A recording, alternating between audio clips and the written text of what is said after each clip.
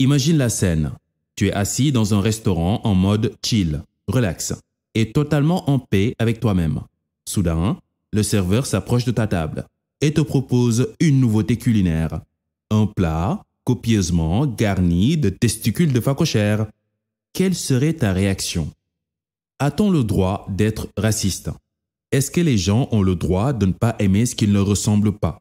De ne pas t'aimer toi, avec la couleur de ton costume d'Adam? Et comment pallier à tout ça? Pour en discuter, on va décortiquer une vidéo qui fait le buzz sur Internet. Tu vois le genre de vidéo putaclic, où l'on nous montre un noir qui se fait humilier par des blancs avec comme sous-titre « Au secours, racisme !» Tu la sens la carotte? Générique.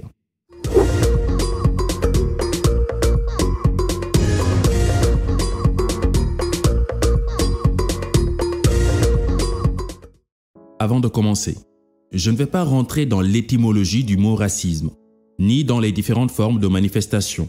Ici, on va plutôt baser notre analyse sur sa forme la plus visible, qui est une forme de haine et de rejet de l'autre, parce que son épiderme est de couleur différente. Un de ces quatre, on parlera du racisme au sein de nos communautés en Afrique, entre les différentes castes, entre musulmans, chrétiens, juifs, bref, chaque chose en son temps. Revenons au sujet. Pour comprendre et apprendre de ce phénomène, commençons par regarder une vidéo ensemble, puis on va la décortiquer. La vidéo nous présente deux hommes, un blanc et un noir, tous deux bien habillés, d'âge similaire, dans une expérience sociale en plein air. Ils se tiennent dans un endroit où la majorité des passants sont blancs. L'idée est simple, les deux doivent interpeller les passants en leur proposant un câlin. Sauf que dans la vidéo, on voit que la proposition du blanc est acceptée à chaque fois, tandis que celle du noir est rejetée systématiquement. Parfois même, on a l'impression que les gens ont envie de se barrer en courant à l'approche du noir. À ce stade, tu ressens probablement une bouffée de colère ou de tristesse. D'autant plus, la vidéo est accompagnée d'un gros titre, « Trop de haine », ce qui oriente déjà la sensibilité des spectateurs. Pour moi, cette vidéo est un parfait exemple de la manipulation à laquelle nous sommes tous vulnérables. C'est aussi une illustration frappante de la victimisation au sein de la communauté noire. En fait, cette vidéo, c'est du méga grand n'importe quoi. Passe au décryptage. Premier point. Notre attitude influence la réaction des autres. La qualité de la question se reconnaît à la qualité de la réponse. Regarde attentivement le langage corporel des deux protagonistes. Commençons par le noir. Il se pointe devant les passants, un peu en retrait, les bras levés et tendus au-dessus des épaules, comme pour toucher la tête des gens. On dirait plutôt que c'est lui qui veut que les gens le portent et non l'inverse. D'ailleurs, les enfants font le même gestuel quand ils te demandent de les prendre dans tes bras. Le mec déjà est grand de taille, du coup ça peut paraître un peu trop intrusif pour la personne en face. La personne peut ne pas trop comprendre et se mettre sous la défensive. Alors que le blanc garde les bras bien ouverts à la hauteur de ses reins, en mode réception, comme pour porter les gens. Du coup, le gestuel semble beaucoup plus rassurant.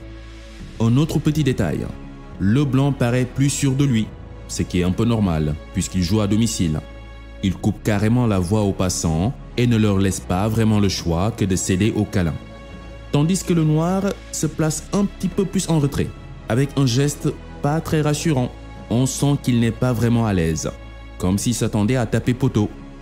Du coup, les gens réagissent selon son attitude. Ils le fuient. Attitude pas adéquate, réaction pas adéquate. Deuxième point, l'être humain fonctionne par affinité. On a tendance à être attiré par des personnes qui nous ressemblent ou par des environnements qui nous sont familiers. Ce n'est pas notre faute. Le coupable se trouve au-dessus de nos épaules, dans notre boîte crânienne.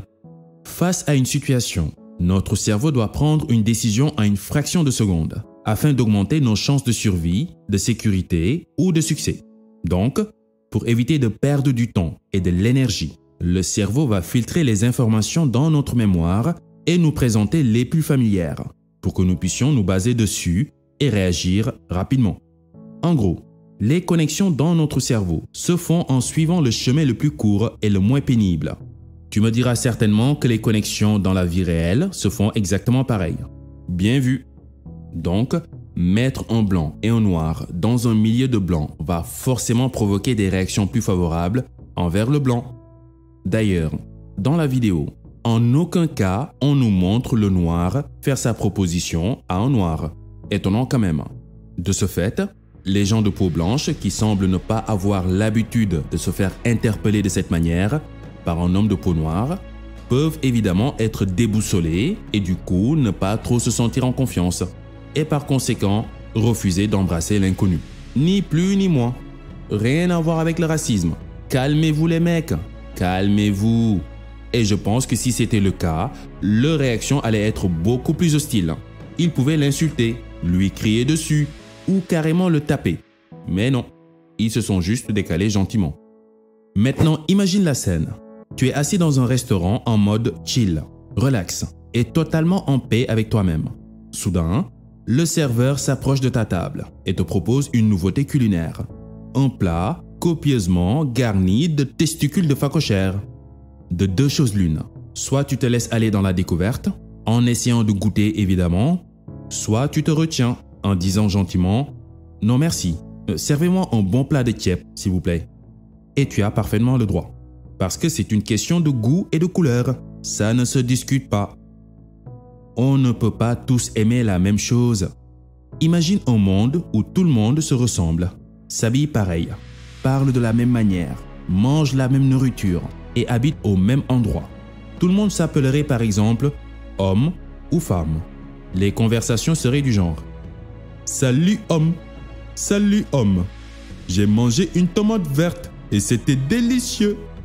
Moi aussi homme, j'ai mangé une tomate verte et c'était délicieux. » Puis, au même moment où homme 1 s'en va, homme 2 le suit pour entrer dans la même maison, voir la même femme et dormir dans le même lit.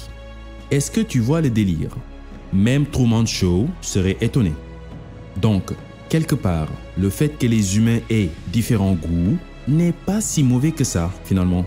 Au contraire, ça donne plus de piquant à nos interactions. Troisième point. L'autre a le droit de ne pas t'aimer. Oui, frangin, l'autre a le droit de ne pas aimer ta face et carrément te le faire comprendre, même si l'unique raison est que ta peau est trop foncée. Tu n'es pas beau, tu n'es pas intelligent, tu ressembles à un gorille. C'est sa perception. Comme toi aussi, tu peux juger que la personne en face a la peau trop pâle. C'est hyper moche. On dirait un cochon albinos. Mais encore une fois, c'est ta perception et ça n'engage que toi. En plus, tu as le droit. Jusqu'ici, chacun est libre de ne pas aimer la tronche de l'autre et du coup refuser catégoriquement de ne pas rentrer en contact avec l'autre. Pas de problème. Mais que l'on soit bien clair, on n'a pas besoin non plus d'imposer sa perception à l'autre. Tu ne vas pas m'astreindre de manger des testicules de phacochère comme je ne vais pas te forcer à danser du mbalach. Ça paraît logique ou c'est moi qui délire? Attends, si je débarque chez Gérard et que je lui dis « Tiens Gérard, voici un boubou du pays, porte-le et ajoute-le à ta garde-robe. » Et que Gérard me répond « Non, non, je ne veux pas de ton boubou pourri. En plus ça pue. Allez, sors de chez moi, retourne dans ta brousse. » Ben là, quelque part, je l'aurais bien cherché. On est d'accord. Et je pense que j'enverrai la même réplique à Gérard s'il voulait me faire porter son pantalon moulant rose qui serre les coronesses. Alors, quelle devrait être notre posture dans tout ça? Retenons déjà qu'on ne peut pas forcer quelqu'un à nous aimer. On ne peut pas non plus empêcher quelqu'un de nous détester, surtout si la personne a déjà des idées préconçues sur nous. C'est peine perdue et ça va forcément finir en violence, en cassage de gueule collectif sans fin. Par contre, on peut faire en sorte que l'autre nous respecte. Ça, par contre, on a la main dessus, parce que ça dépend principalement de nous. En nous respectant d'abord nous-mêmes, en valorisant qui nous sommes et ce qui est à notre portée. Naturellement, l'autre est obligé d'accepter tôt ou tard qui nous sommes. La preuve, Will Smith est bien noir et partout où il va dans le monde, il est accueilli comme un prince. Blanc ou noir lui court après juste pour avoir un autographe. Bob Marley, Muhammad Ali, Serena et Venus Williams, et j'en passe. Beaucoup de mélanodermes aujourd'hui, à travers leur parcours et leur posture dans la société, inspire respect et admiration auprès de toutes les communautés. Donc, quand tu me dis « personne n'aime les noirs », aujourd'hui en 2023, tu parles de quel noir? Tu parles de qui? De toi? Ou de ton cousin qui passe son temps à picoler et à jouer au loto? Ou de ta cousine qui n'arrête pas de diffuser ses jeux de reins sur TikTok? Tu es même qui d'abord pour qu'on t'aime? Dis-moi, qu'est-ce que tu as fait pour l'humanité pour mériter son affection? Que fais-tu pour ton quartier? Pour ton pays? Quoi? Quand? Comment? C'est bien ce que je pensais. Reviens sur terre, cousin. L'amour se mérite. La vie est rude. Tout le monde se cherche. Les gens veulent être inspirés, motivés et donc vont se coller à tout ce qui peut les porter vers le haut. L'autonomie, le dépassement de soi, l'estime de soi, le courage ne peuvent inspirer que respect et admiration.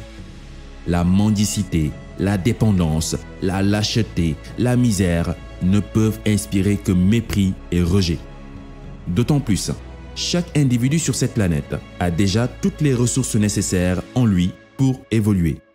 Souviens-toi que nous sommes tous issus d'une toute petite cellule embryonnaire qui s'est démultipliée et métamorphosée pour donner la boule de viande que tu vois devant ton miroir. Souviens-toi, pour avoir de la lumière, pas besoin d'aller loin. Ouvre juste les fenêtres de ta baraque, lève la tête et tu verras que le soleil aussi brille pour toi. Souviens-toi du pitch de tonton Denzel Washington. Faut pas que tu passes ta vie à te demander si les gens t'aiment bien ou pas. Fais plutôt en sorte qu'ils se comportent bien avec toi. Sur ce, à la prochaine.